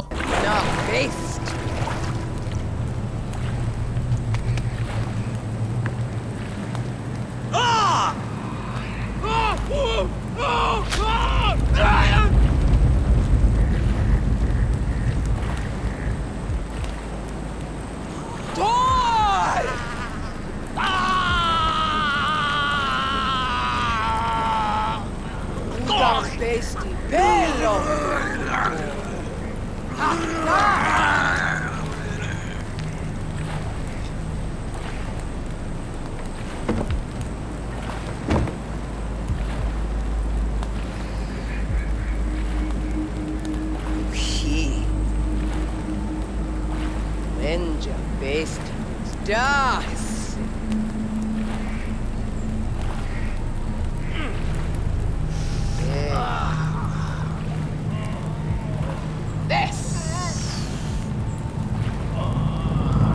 No heat. Wenja suchlen. The Izila immediately shows an interesting aspect how they don't like the Udam as they are too stupid and uncontrollable, while the Wenja are more strong and obedient. It's also fascinating that the Izila has a woman as their leader, seeing as the game is taking place in the Stone Age, but I think it kinda fits in with this tribe as they are more organized, well-spoken and have more technology, and they probably value knowledge instead of just plain physical strength like the Udam does. You continue your journey to track the missing Wenja, but not before burning up the whole Izila camp. Okay, I get that Takara wants to destroy the camp because it's a prison, but why would it not be better to just sneakily take out the guards before freeing the Wenja and the others, and then you set fire to the camp? And burning up the camp would instead put your fellow captured Wenja at risk as well, so I don't know, weird move, Takar. So you burn up the camp, you kill all the nearby Izila and saving the missing Wenja. But when you are just about to escape the camp, you are ambushed.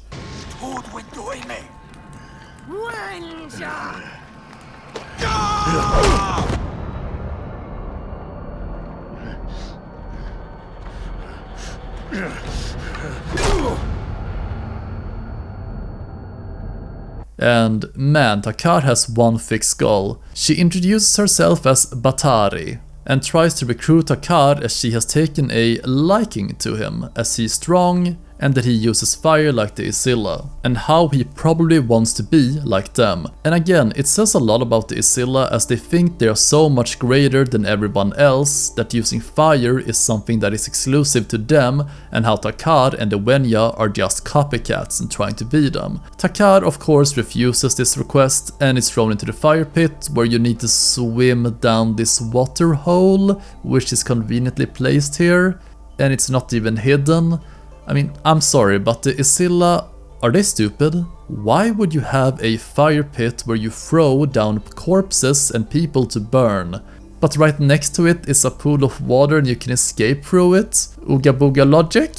Anyway, you swim out and you can either kill the enemies who are alerted or just run away.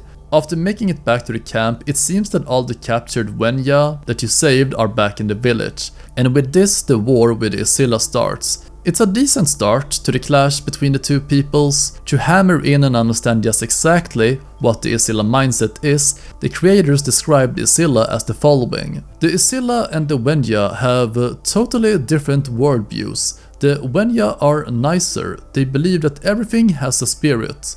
The Izila are like, we're awesome. The name, by the way, means the masters. They rule everything. If you are not Izila, they are going to enslave you and they're going to make you build their megaliths. And the way they put their nouns together actually reflects their worldview. The Izila, they have two classes. You're either rational or irrational.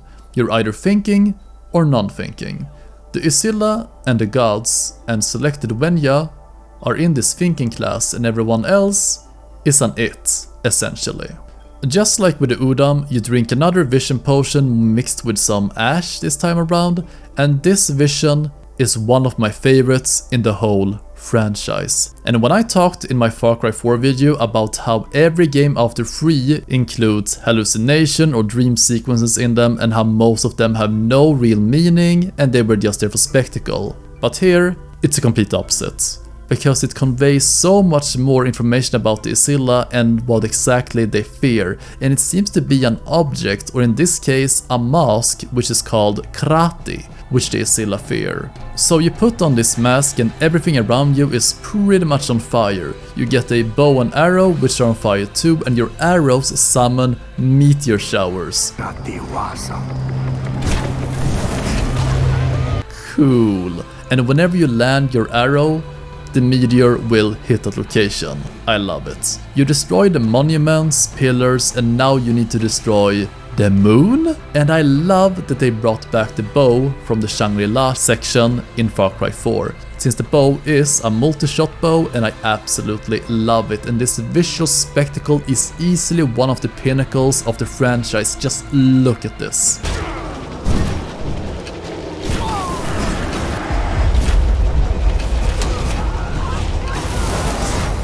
You destroy the moon and the sun engulfs everything, setting everything on fire. You wake up and Tensei is freaking out.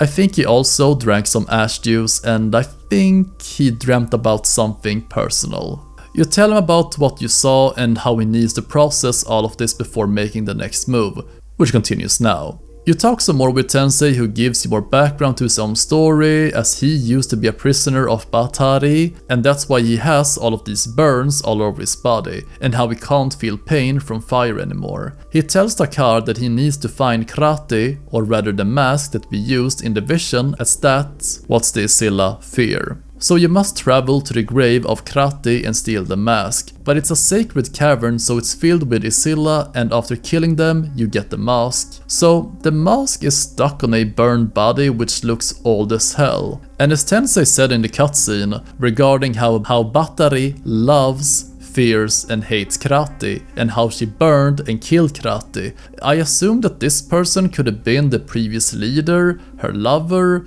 or maybe someone close to her that tried to become Krati and was punished for it. Anyway, you try to steal the mask but is shot in the leg by Batari, or rather with a fire arrow. The other warriors are afraid of Krati, but Batari seems unfazed.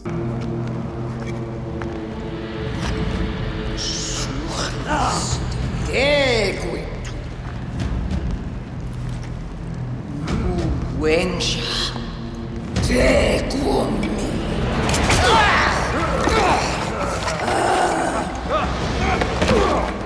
So now it's all about escaping the tomb, and yeah, I'm not fighting all of these plebs, so run we shall. We make it back to Tensei with Krati, and Tensei is not so happy with it. Or is he? I can't tell. Krati! Krati!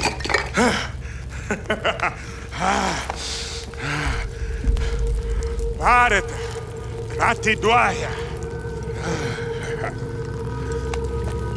Dude, I'm not putting that on. Oh god. Well, with the mask, we can now take down the Izila for the last time. But first, we need to break into their base. But we need to use a battering ram. But there is something better than a ram here. But before we leave, Tensei gives us some words of wisdom before we leave. Takar! O sus dugistar. Tani daha.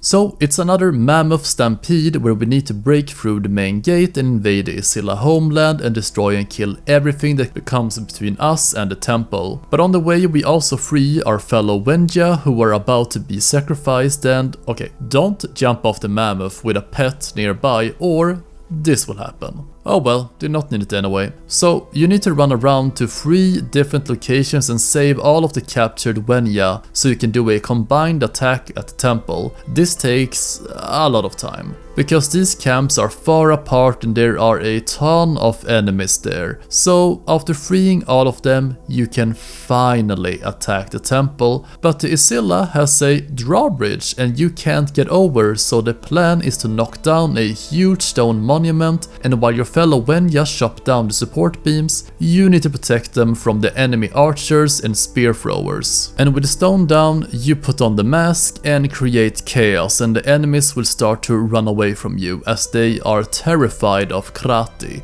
just like in the vision. And I can't resist in killing something that runs away from me. You make it to the temple and you are ambushed by Batari, who jumps on you, rips off the mask, and we actually have a full-on solstice, which means the end of the world for the Izila. So now we have a boss fight, and oh boy, this one is rough, guys. As she will stand on a platform shooting fire arrows at you, which deals a ton of damage, and the fire mechanic is weird in this game because it will take 1 or 2 seconds for it to kick in, and after being hit you will constantly be putting out fires on your body all the time, and this sucks. She also has 4 wooden defenses that she will run behind, and you can destroy these to leave her out in the open, but she will also spawn ads. Because of course that's what's needed. This fight sucks. And it's not just random enemies that she spawns elites. And I hate this fight so much. My tip is throw spears, they deal a lot of damage, and she will run behind the stone pillars sometimes when she loses enough health and she blows her horn to spawn enemies. I have never seen an enemy with more perfect aim in this game than her, because trying to snipe her is near impossible. Again, this is the issue with making boss fights where the boss has a health bar in Far Cry games, where you shoot or spam arrows at them. First of all, it's unrealistic and they often just turn into a mess of a fight. I know that many people complained about the QTE boss fights in Far Cry 3, but honestly, I prefer them so much more over this crap that just wastes my time and actively annoys me. And in that game, those QTE boss fights had meaning regarding Jason's mental state. And here it's just whatever. I'm not even gonna try to analyze them because there is nothing to analyze. At least we get a cool cutscene at the end, and we do exactly what Tensei said we should do.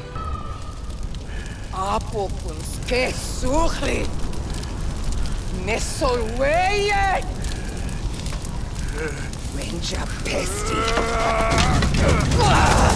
Hey Wenja, degueasa. Nesuri, degueasa.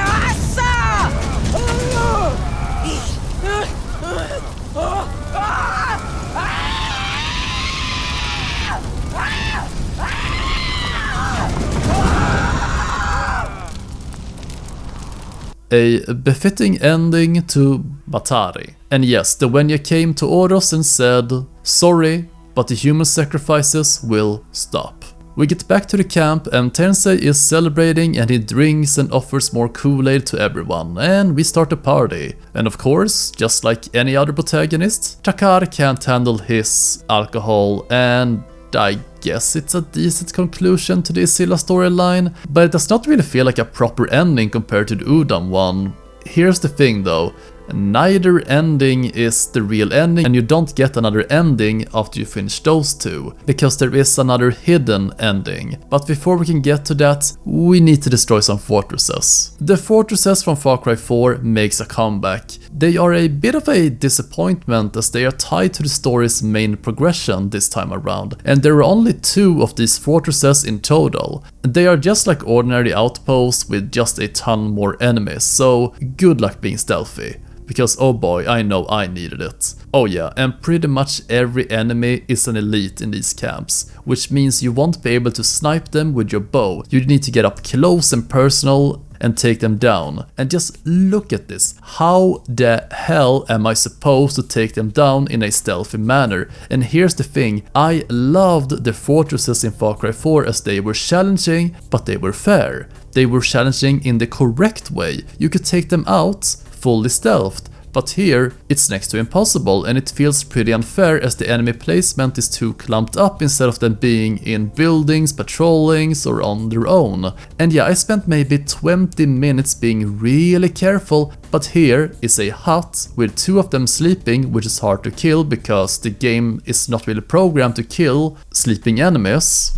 But there was also a guy standing close to the window and I thought, oh, I can just stand outside and assassinate him, right? No, I couldn't get the prompt. So he spots me and the alarm goes off, and it's annoying how Ubisoft has not managed to perfect this takedown system yet, and what positions when you're in reach or the range of it. Well, even if you have your legendary beast, it deals a lot of damage, but it dies in a few hits to bosses because, of course, and the boss here is Da, who has this rot area of effect around him, so you can't really get close and personal to him, and it's just spam arrows and spears until he's down. And yeah, when you kill him, you need to take down the rest of the camp for the cutscene to play, and they have a boss at the end that you need to kill, which makes playing stealth kinda useless in the first place in these scenarios, because you can't kill these with a takedown. I hate this boss mechanic with health. Be more creative, please.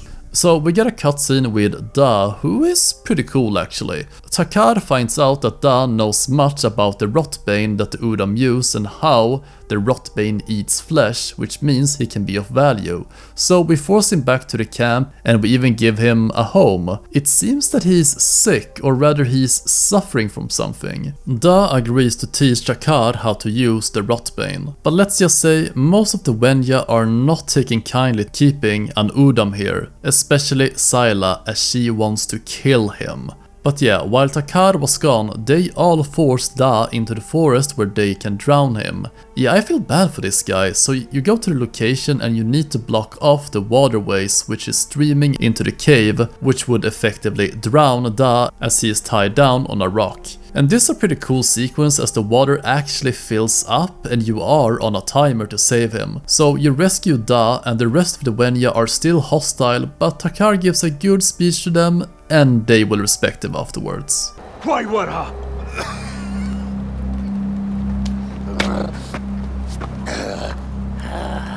Winjai da barum. Sa krauhadan daf winjai. Da ishkwati balhasa. Da mari quaida shwadam mari. Shaja shwadam guaifa. After taking him back to the camp and some time passes, Da is suffering from something called skull burn. And we get a really gruesome scene which I will not show here because god damn. It seemed to help however, and Da is completely loyal to Takar now. But it seems that the head hole was only a temporary fix. He needs something bigger and the Udam has it. Bone dust. Which would temporarily help his issues, but not for long, as after we have killed Ul, we get the last cutscene with Da. Kapal pur. Guardu marti par.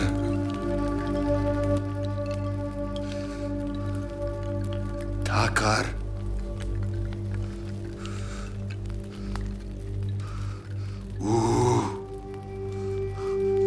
Da. Guan.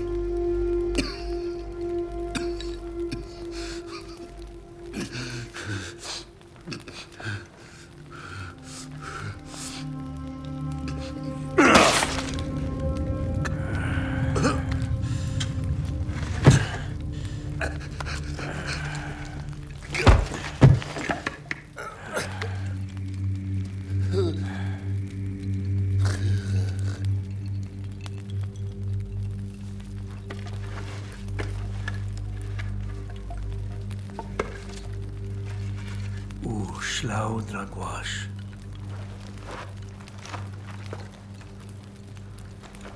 Even if Da was not in the game for a long time, he was an interesting character as he revealed more information regarding the Udam and their different traditions, and he has a bittersweet ending. The other fortress is with the Izila, and it's a cool town where you can clearly see how advanced they are, as it feels like a mix between Celtic and Mesopotamia or Aztec culture, with how they can build buildings out of rocks and create floatable bridges, farms and stone monuments or even pillars. Now for some reason you can ambush the boss from behind by using the grappling hooks, but what's the point as you can't use a takedown on them? And you need to kill everyone there anyway before you get the cutscene, so anyway, we kill everyone, we get another cutscene.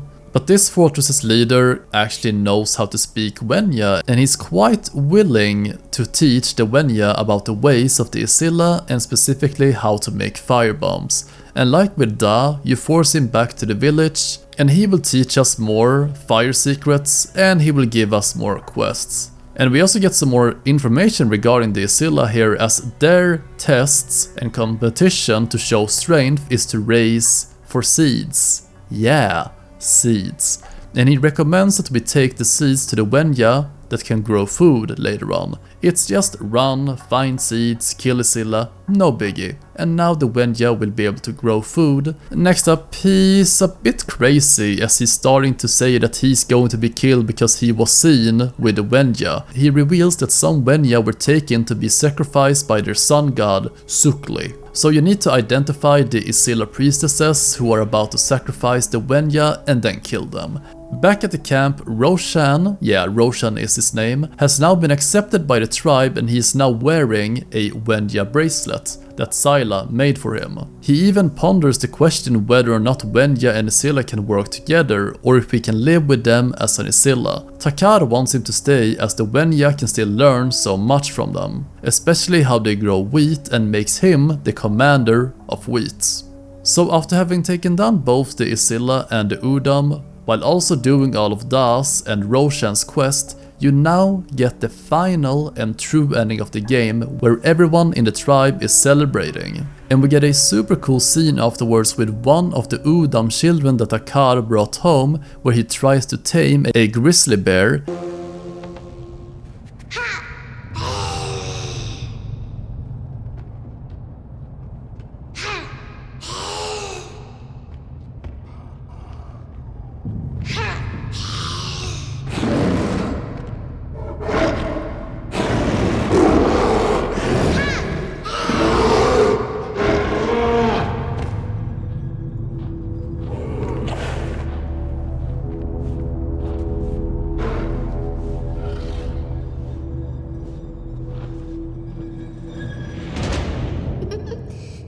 And we can see that the Wenja has completely accepted him into the tribe, as he wears a Wenja bracelet that everyone in the tribe wears. And he manages to tame the grizzly bear at that age, and it shows that the Wenja and the title of Beastmaster will live on for generations, and also that being a Wenja is not about where you were born or how you look, as the Udam child became Wenja and was able to tame the wild beasts. It's a great ending which has more meaning than you think when you analyze it, and it actually ends up on a positive note. You know, when I think about it, pretty much every ending in every single Far Cry game has had a bittersweet ending, but here it's actually nice, positive and happy, and a view of a positive future ahead in one of the most brutal Far Cry games we have gotten. I did not see that coming. Well, let's summarize this thing now and my thoughts overall of the game. I believe that the story is too basic and predictable. It's as if we have already done most of this in previous Far Cry installments. It follows the same beat for beat in every quest. It's also a shame that the story never becomes hard-hitting. You never lose any companions to the enemies, and there are not really any setbacks except that you are captured. There are no real plot twists. It's also not really that interesting. It's not that unique, and the story feels just too obvious. You can see everything coming. And honestly, one big main issue is simply this: you don't spend enough time with either faction for the build up towards the final confrontation. For example, both the Udam and Izila, you only meet each leader twice before the final confrontation, and this hatred does not really build up enough for me to really want to kill them. Because here's the thing: the setting of Oros between the three tribes, who all want complete control of Oros and destroy all the other clans, I don't get this feeling of war of destruction. I don't feel the build-up of slowly taking down their infrastructure and getting closer to them. For the Udam, it's only get antidote to survive rot fumes, and Izila simply get the mask of karate, which annoys me even more that the visions we get with both tribes was great foreshadowing in the Izila one, where we wear the mask and Izila will run in panic and how they're all afraid of it, and in the end how the sun will be blocked by the moon and cause an eclipse, which for the Izila means the end of the world. The vision is visually perfect, but also narratively, as the vision plays out exactly as what we do in the end, which is awesome foreshadowing, and how this object, the mask of karate, plays into the main missions. And on the other hand, the Udam vision gave us nothing. Nothing that we could use, and it was just zero foreshadowing forwards. The fertility goddess statue needed more presence or something, I don't know. Like Das says, there is bone dust that temporarily helps against the skullfire, so maybe destroy that source, or maybe the Udam has found a cure for the disease and we need to stop them because the cure is eating the Wenja or something. The two main baddies, Batari and Ul, they are okay, but Ul is really forgettable and he does not really say that much. It's not as if he's talking a lot with his body movement or something, though I really like the end scene with him. Batari is more compelling as she's able to communicate better because, well, the Izila has a more advanced language, and I hate her because of how smug she is throughout the game. How the Izila are better than everyone and how the Wenja are merely trying to copy them. but again, both of these needed much more screen time. The 3 companions that we gather are interesting, but they're not fleshed out enough. We needed more time and effort with these people, so again, scale down the casts. These should have been the primary force against the Izila and Udam. Jayma does not even care about anything here, she just wants to hunt beasts. It would have been more interesting to see them help you take down the Udam like Karoosh, but he only helps you because he has a personal vendetta with a certain Udam, but he does not help you to take them down as a whole. There is also the narrative that the only person that has an issue with the Izila is Tensei, while every other character does not really seem to hate them, they hate the Udam more. There is also the aspect of communication between characters in different cutscenes. Even though I highly praise the development of creating a new and quite realistic language, the game fails to make any good use of it other than some slight immersion. The language is still translated to English below. I understand that you might be limited as what you can do with the characters as they can't communicate like normal people in terms of their lower vocabulary, but I don't think you can make those excuses, as one animated TV show that I love called Primal follows a T-Rex and a caveman where neither can talk but they're able to communicate with visuals, sounds, and you can tell and feel their emotions, and we're talking about episodes where not a single word is spoken. Far Cry Primal succeeds sometimes at this, but it's far and in between, and this is essential as most characters convey and communicate with their emotions and not words, and in this aspect Far Cry Primal failed. Hard. Now those were my gripes, but the rest of the game is phenomenal. Far Cry Primal is an amazing game and it's probably the most underrated game in the franchise. The risks of taking the franchise and putting it in the Stone Age should be commendable. It's in my opinion the most visually stunning and beautiful game of the series, and it truly embraced the wildlife behavior and the hunting. The new Beast Hunter mechanic felt innovative, fun, and overall a nice addition to the game series. The combat felt realistic and brutal at times. The different biomes, the environments, and lastly just huge props for the made-up language. This is the most immersive Far Cry game by far, and this is mainly due to its setting, the new crafting system, the environments, the nighttime, and how Takar needs others to learn more skills, slowly building up your village, and how something crazy will always happen out in the open world. But do I want a sequel? Not really. This is a game that should not be reproduced as it can't really go anywhere new from here. This is the optimal place it can ever be in, but do I want Far Cry games to take place in ancient or future locations instead of the modern times? In expansions or spin-offs only, because that's how the franchise has always stayed relevant. What can I say other than please try out and play this highly underrated Far Cry game. Many say it's not a full-on Far Cry game and how it's just an expansion. No, this is a full game. You will not regret playing the game. Well, that's all for now. It's time to move to a more future location again. To a certain country with a certain cult. It's gonna be a long game and an even longer retrospective. So, if you liked the video, please like and subscribe. I also have a Patreon down below. Have a great day guys, and see you next time.